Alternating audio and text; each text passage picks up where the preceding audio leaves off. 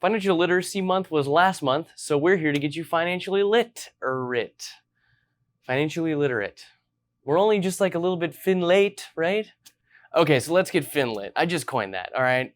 FINLIT. Because according to smartasset.com, less than 50% of American adults have set aside 3 months worth of emergency funds, only 41% have tried to figure out retirement savings needs, and just 32% have investments apart from retirement accounts. So in order to get FINLIT, sometimes you gotta check the news. So starting with some new news, a bill has been introduced in Congress thanks to President Joe Biden and 2 states' representatives, and this new legislation, dubbed the First-Time Homebuyer Act, would provide a tax credit for first-time homebuyers up to 10% of the purchase price, or $15,000. Sonny Shaw, the president of the National Association of Housing and Redevelopment Officials, a housing industry trade association, said the legislation would, quote, build wealth within communities that face systemic exclusions in the housing market, end quote.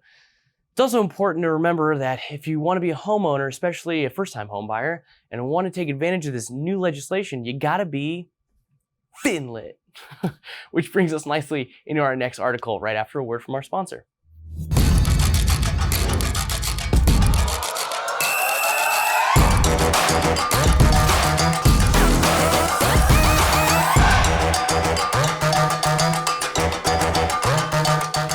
If you ask me what I'll be doing in about 20 years, I'll tell you I'll be 47, hopefully aging gracefully, and I'll be massively funny. You know, I'll have a suit that turns me into the size of an ant, and I'll be listening to a lot of Rush. Paul Rudd. I'll be Paul Rudd, hopefully. Obviously, I have no idea what I'm going to be like in 20 years, but you know what? The smart persons at Urban Institute have a really good idea of what home ownership will look like in 20 years. According to them, families of color will drive all net new home ownership growth over the next 20 years, given that people will still want to be FINLIT. Urban Institute expects there will be 16.1 million net new households from 2020 to 2024. Hispanic households will grow by 8.6 million. Asian households, as well as households of races that are not white, black, or Hispanic, will grow by 4.8 million. Black households will grow by 3.4 million, and white households will decline by 0.6 million.